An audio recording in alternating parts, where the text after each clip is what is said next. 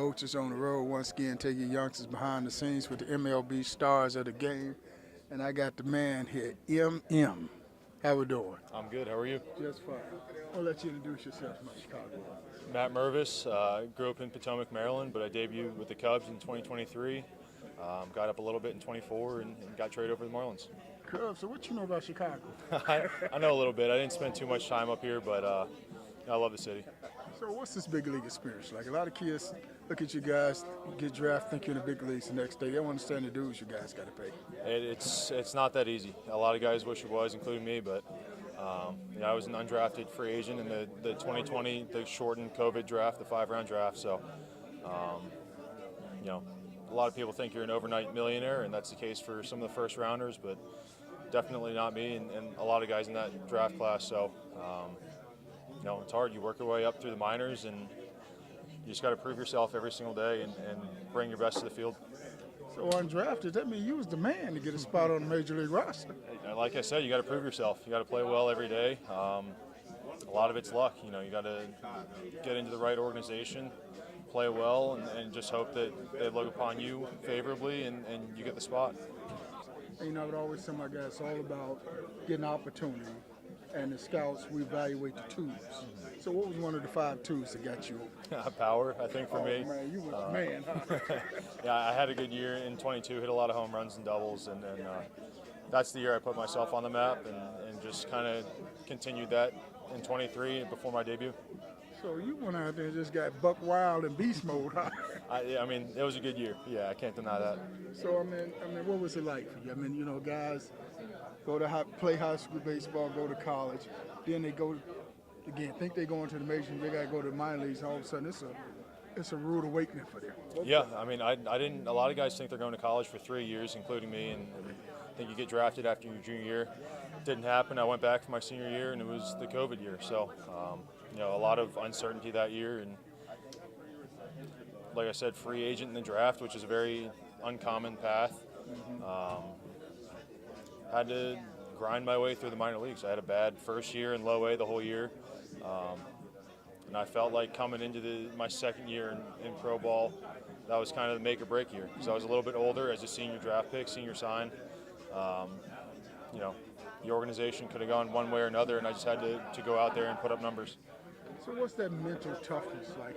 It's a roller coaster game.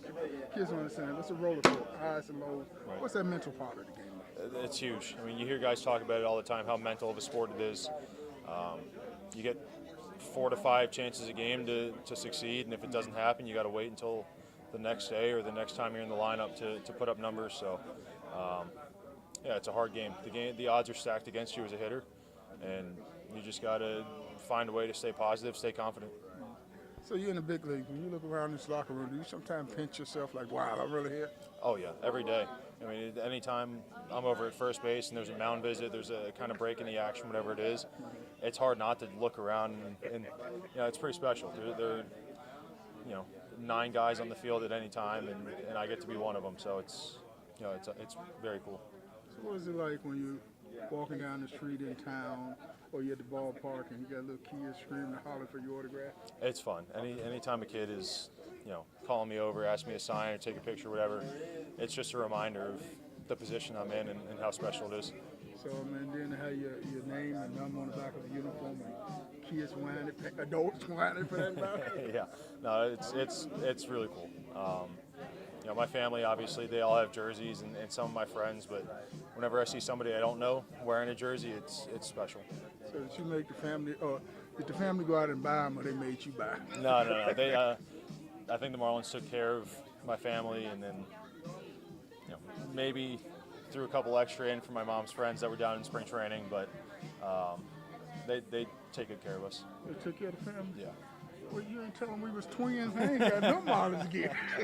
I'll get you one. Don't worry. Okay, I'm I'll pay holding for it that too. one. Y'all heard of that. So big leagues.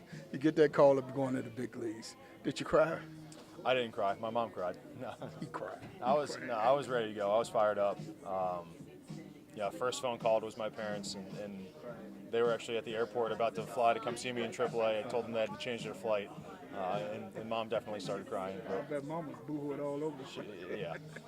she's been there, and Dad have been there every step along the way. So it was special for them too. That's cool. First major league hit. Tanner Scott against the Marlins. First major league home run. Christian Javier in Houston. Oh, you didn't forget who, No, where, I'll never where? forget those. You got the baseballs? I got both. Where they at? They're at my parents' house. Mom, I'm coming over to get their balls. I'm going to eBay. They got both. Coach on the road with the man. Appreciate it. Thank you. All right. The Diary of a Coach. Former MLB Scout.